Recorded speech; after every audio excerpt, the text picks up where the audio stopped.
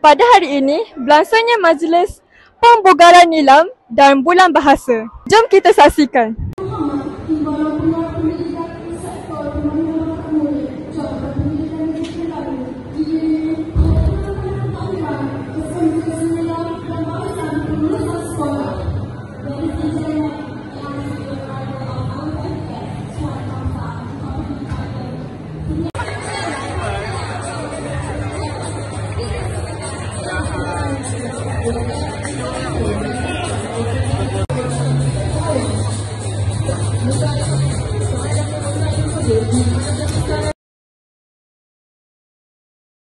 Dengan baik.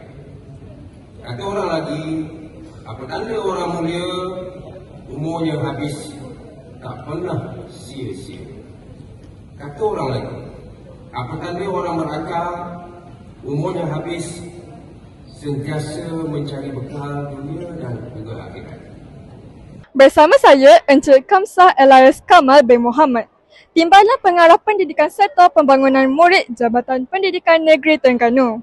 Apa khabar Tuan? Seperti sedia maklum, pada hari ini berlangsungnya Majlis Pembugaran Nilam dan Bulan Bahasa.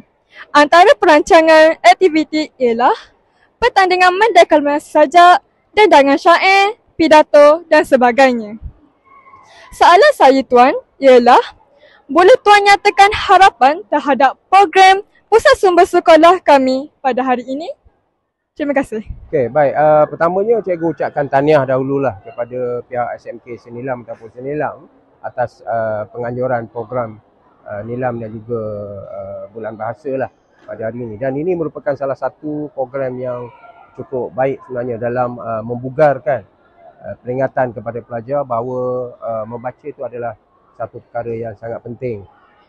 Dan saya pasti melalui program-program yang dibuat seperti pidato, forum remaja dan sebagainya, sikit sebanyak mendedahkan kemahiran artikulasi kepada pelajar-pelajar kita, iaitu berkaitan dengan kemahiran bertutur, berpidato, berbicara, yang merupakan salah satu kemahiran yang berada di luar daripada PDP lah di sekolah.